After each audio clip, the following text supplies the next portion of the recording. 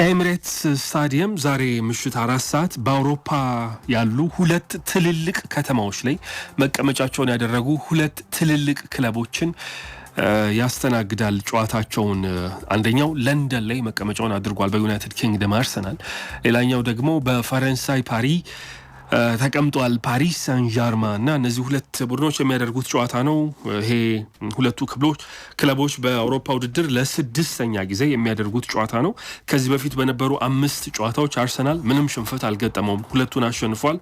ሶስቱን ደግሞ ባቻ ውጤት ነው የተለያየው። ፓሪስ ሳን ዠርማ የአውሮፓ ውድድር ላይ ያለ ድል ለረጅም ጊዜ የተጫወተው 5 ጨዋታዎችን ያለ ድል ከአርሰናል ጋር ነው። ይሄ በጣም ከፍተኛው ነው። በምድብ ጨዋታ ተገናኝቶ በዚህ የውድድር ዓመት 2-0 በሆነ ውጤት አርሰናል እንዳሸነፈ ይታወሳል። ጥቅምት ላይ በኤምሬትስ ያሳኩትን ድል መድፈኞቹ ለመድገም ዛሬ ይጫወታሉ።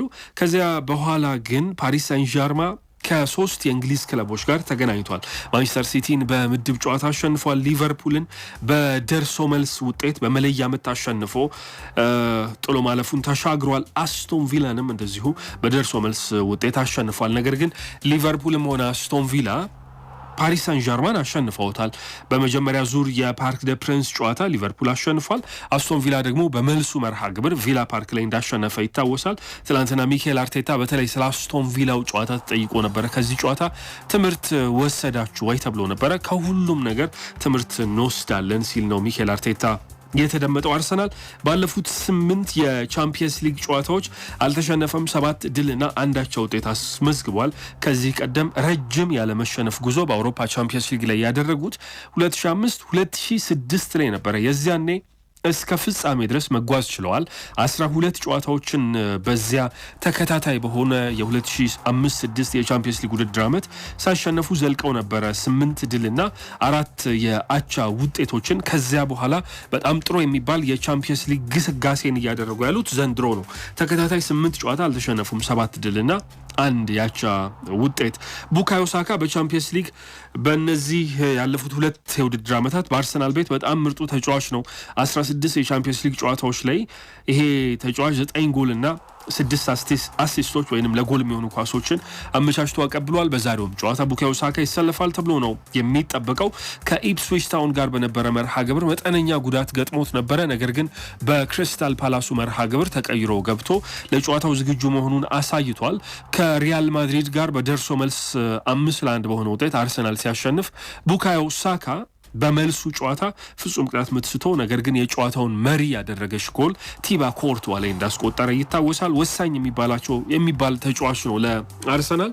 ዛሬ ይሄ እንግሊዛዊ ተጫዋች ይጠበቃል። ለፓሪስ ሳን ዠርማ ደግሞ ኦስማን ዴምቤሌ ጥሩ የሚባል የውድድር ዓመትን ዘንድሮ እያሳለፈ ይገኛል። ይሄ ፈረንሳዊ የአጥቂ ስፍራ ተጫዋች በ10 ጎሎች ላይ በዚህ ውድድር ዓመት በቻምፒየንስ ሊጉ ለፓሪስ ሳን ዠርማ ግልጋሎት ሰጥቷል። 7 ጎሎችን አስቆጥሯል። 3 ደግሞ አመቻችቶ አቀብሏል። ከዚህ በፊት በአንድ የውድድር ዓመት ለፓሪስ ሳን ዠርማ በብዙ ጎሎች ላይ በቻምፒየንስ ሊግ ውድድር ተሳትፎ ያደረገው ኬሊያን ኤምባፔ ነበረ። 2021 የውድድር ዓመት በ11 ጎሎች ላይ ተሳትፎ ነበረ። 8 ጎልና 3 ለጎል የሚሆኑ ኳሶችን አመቻችቶ በማቀበል ነገር ግን ኦስማን ደምቤሌ ይሄንን ክብረት ይሄንን ቁጥር የማሻሻል ይሄንን ሪከርድ የመስበር እድል አለው። 2 ጨዋታዎች ከዚህ በኋላ ከአርሰናል ጋር ስለሚያደርግ ምናልባት ደግሞ ፍጻሜ ተካፋይም ከሆኑ 3ኛ ጨዋታ ሊጨመርለት ይችላል። በጣም አስፈሪ የሆነ የአጥቂ መስመርን ይዟል ፓሪስ ሳን ዠርማ ከኦስማን ደምቤሌ ባለፈ። በዚህ ውድድር ዓመት በቻምፒየንስ ሊጉ 190 ድሪብሎችን አሳክተዋል። ኳስ አንከባለው ተጫዋቾች የተጋጣሚ ተጫዋቾችን መሻገር የቻለ ቡድን ነው። እንደነ ዴዜሪ ዱዌ፣ ኦስማን ደምቤሌ፣ ብራድሊ ባርኮላ፣ ሂቪቻ ክቫራስኬሊያ የመሳሰሉ በጣም አስፈሪ የሚባሉ የመስመር አጥቂዎችን የያዘ ነውና ይሄ በዚህ ውድድር ዓመት በቻምፒየንስ ሊጉ የተመዘገበ በጣም ከፍተኛው ድሪብል የተሳካለት ቡድን ፓሪስ ሳን ዠርማን ያደርገዋል። በአውሮፓ ውድድሮች ላይ ከፓሪስ ሳን ዠርማ የበለጠ በጣም ብዙ ድሪብሎችን በአንድ የውድድር ዓመት ያደረገው የሉዊስ ኤንሪኬ ራሱ ያሁኑ የፓሪስ ሳን ዠርማ አሰልጣኝ 2014-15 ላይ ባርሴሎናን በያዘበት ጊዜ ያሳካው ነበር 238 ድሪብሎችን። የዚያኔ የሉዊስ ኤንሪኬ ባርሴሎና አድርጎ ነበር። ከጨዋታው አስቀድሞ በተሰጡ ጋዜጣዊ መግለጫዎች የሁለቱ ቡድን ተጫዋቾችና አሰልጣኞች ሐሳባቸውን ሲያጋሩ አድምጠናቸዋል። በፓሪስ ሳን ዠርማ በኩል ቪቲኒያ ሐሳቡን አጋርቷል። ለአርሰናል ደግሞ ጋብሪኤል ማርቲኔሊ አስተያየት የሰጠ ነበር። አሰልጣኞቹ ሉዊስ ኤንሪኬ እና ሚኬል አርቴታም ከጋዜጠኞች ፊት ሆነው ከጨዋታው አስቀድሞ ባሉ ጉዳዮች ላይ ማብራሪያዎቹን ሲሰጡ ነበረ። የዛሬው ጨዋታ የኤምሬትስ ስታዲየም ላይ የተደረገ ትልቁ ጨዋታ ይሆናል ሲል ሚኬል አርቴታ ተናግሯል። ከዚህ ቀደም የአርሰናል ትልቅ የሚባለው የቻምፒየንስ ሊግ ጉዞን የቻምፒየንስ ሊግ ስኬታማ የሚባል አመትን ያሳለፉት ሃይበሪ ስታዲየም ላይ ነውና ኤሚሬትስ ላይ መጫወት ከጀመሩ በኋላ በጣም ትልቁ የሚባለው መርሃ ግብር ይሄ ሊሆን እንደሚችል ነው ሚኬል አርቴታ እየተናገረ የሚገኘው። አርቴታ መድፈኞቹ ለመጨረሻ ጊዜ በቻምፒየንስ ሊግ ፍጻሜ የደረሱት 2006 ላይ ነበረ በአርሰን ቬንገር ዘመን እና ለግማሽ ፍጻሜ ደግሞ 2009 ነው የደረሱት። የዚያኔ በማንቸስተር ዩናይትድ በደርሶ መልስ 4-1 ተሸንፈው ፍጻሜ ላይ መድረስ አልቻሉም ነበረ 2009። አሁን ሚኬል አርቴታ ይህንን መሻገር ነው የሚፈልገው። ነገር ግን ታሪክ ያለፈ ታሪክ ከባድ የሆነ ጫናንና ሸክምን እንደፈጠረባቸው እየገለጸ ነው። የታሪክን ክብደትና ሸክም አሁን ላይ ይሰማናል ሲል ሚኬል አርቴታ ተደምጧል። በዚህ ሰዓት ውስጥ ለብዙ ዓመታት በኤሚሬትስ ውስጥ የነበሩ በአርሰናል ውስጥ የነበሩ ሲሰሩ የቆዩ ሰዎች አሉ። ነገር ግን ይህንን ነገር ማየት አልቻሉም። በቻምፒየንስ ሊግ ግማሽ ፍጻሜ በእንደዚህ ያሉ መርሃ ግብሮች ላይ ቡድኑ ሲጫወት ማየት አልቻሉም እና ይሄ እንዴት ያለ ምርጥ ቆንጆ ነገር እንደሆነ ያሳያል ሲል ነው የተደመጠው። አሁን ታሪክ እየሰራን ነው የምንገኘው። ጥሩ ታሪክ እያስመዘገብን እየሰራን ነው። ነገር ግን ከዚህ የበለጠ ታሪክን መስራት እንፈልጋለን ብሏል። ከጉዳት ጋር በተገናኘ ከክሪስታል ፓላስ በነበረው የፕሪሚየር ሊግ ጨዋታ በቡድን ስብስብ ውስጥ ያልነበሩት ሚኬል ሜሪኖ እና ቤን ዋይት የቡድን ልምምድ መስራት መጀመራቸውን ሚኬል አርቴታ አረጋግጧል። ነገር ግን በዛሬው ጨዋታ ላይ ይሰለፋሉ ወይስ አይሰለፉም የሚለውን ማረጋገጫ መስጠት አልቻለም። በነገው ጨዋታ እርሱን እንመለከታለን ሲል ነው የተደመጠው። የቤን ዋይት መሰለፍ እንኳን አጠራጣሪ ነው። ምክንያቱም ባለፈው በነበረው መርሃ ግብር በደርሶ መልሱ ጨዋታ ጁሪያን ቲምበር ነበር የቀይ መስመር ተመላላሽ ሆኖ ሲጫወት የተመለከት ነው። ስለዚህ ቤን ዋይት ተጠባባቂ ወንበር ላይ የመሆን እድል ነው ያለው። የሚኬል ሜሪኖ መሰለፍ ግን ለሚኬል አርቴታ እጅግ ወሳኝ የሚባል ነው። ምክንያቱም ይሄ ተጫዋች የአጥቂ ስፍራ ተጫዋቾች መጎዳታቸውን ተከትሎ ለአርቴታ በሜክሺፍት 9 ቁጥር ቦታ በተቀያሪ 9 ቁጥር ቦታ ሲያገለግል የነበረ ነው።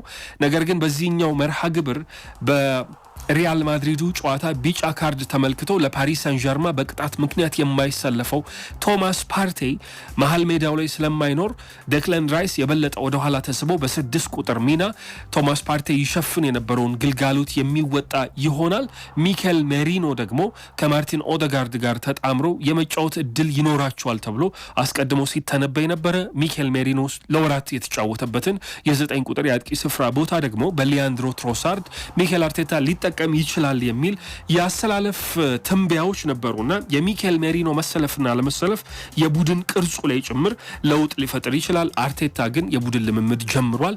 ለጨዋታው ይሰለፋሉ አይሰለፉም አብረን እናያለን እያለ ነው። ለደጋፊዎች ሚኬል አርቴታ ጥሪ አስተላልፏል። ደጋፊዎች ቁንጣችሁን፣ ታኬታችሁን፣ መጋጫና ማሊያችሁን ለብሳችሁ ኑ፣ ይሄንን ጨዋታ እያንዳንዱን ሽሚያ እያንዳንዱን ኳስ አብረን ነው የምንፋለመው ሲል ለደጋፊዎች ጥሪውን አስተላልፏል። ኤሚሬትስ ስታዲየም ላይ በሩብ ፍጻሜ መጀመሪያ መርሃ ግብር ሪያል ማድሪድን 3-0 ካሸነፉበት ድባብ የበለጠን ነገር ነው አሁን የምንፈልገው እያለ ነው። 2020 ላይ ነው የኤፍኤ ካፕ ዋንጫን ለመጨረሻ ጊዜ ይሄ የሚኬል አርቴታ ቡድን ማሳካት የቻለው። ከዚያ በኋላ ምንም ዋንጫ አላሳኩም። ዘንድሮ ይሄንን ክብር ለማሳካት በጣም እየተቃረቡ ነው የሚገኙትና ደጋፊዎቹ ይሄ እውን እንዲሆን ድጋፋቸውን እንዲያደርጉ ሚኬል አርቴታ በስታዲየም መጥተው እንዲያበረታቱ ቡድኑን ጥሪውን አስተላልፏል። የፓሪስ ሳን ዠርማው አሰልጣኝ ሉዊስ ኤንሪኬም ትላንትና ከጨዋታው አስቀድሞ ጋዜጣዊ መግለጫ ሲሰጥ ነበረ። በአውሮፓ ቻምፒየንስ ሊግ ታሪክ ሁለት ስፔናውያን አሰልጣኞች በግማሽ ፍጻሜ ጨዋታ ላይ ሲገናኙ ይሄ ለሶስተኛ ጊዜ ነው። ፓሪስ ሰን ዠርማ በአውሮፓ ቻምፒየንስ ሊግ መጀመሪያ ሰሞናት ላይ በምድብ ጨዋታዎቹ ከመጀመሪያ 5 ጨዋታዎች 3ቱን ተሸንፎ ነበረ የጀመረው።